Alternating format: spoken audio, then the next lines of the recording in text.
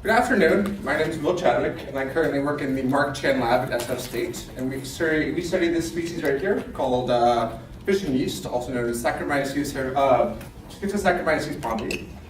The reason we study this yeast is that the species is that yeast and humans share 30% of our genes in common. So that means that a lot of the things that yeast mechanisms and pathway in yeast are also conserved in humans. And so that makes them A, a great model organism to study, and B, we also use them for other things like, as you guys all know, beer production, and things like insulin production as well. So these aspects combined mean that studying yeast is a great, huge source of information about how our own bodies work.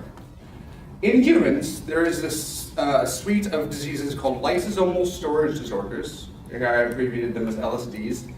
And what that means is that in our own cells, the lysosome acts kind of like the liver of the cell, and it breaks down and degrades various proteins and kind of recycles various other things. And so in these LSDs, those lysosomes are actually, the size and the location of them is actually messed up in humans.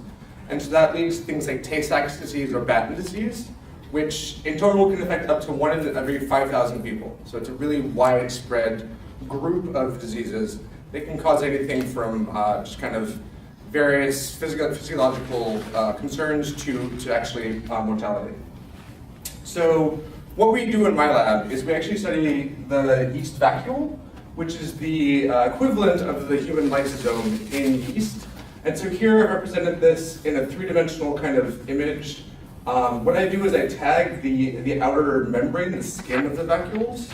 Then I can image them and I can quantify them by measuring size, shape, and where they are in the actual cell. So by doing this, we can actually increase the amount of knowledge we have about how the yeast regulates the size of these and how they regulate the movement of these throughout the cell. And so using this in kind of what we call wild type, which is the baseline, the normal type, I can compare it to mutants, which have either larger vacuoles or vacuoles that are in different places or various different things like that.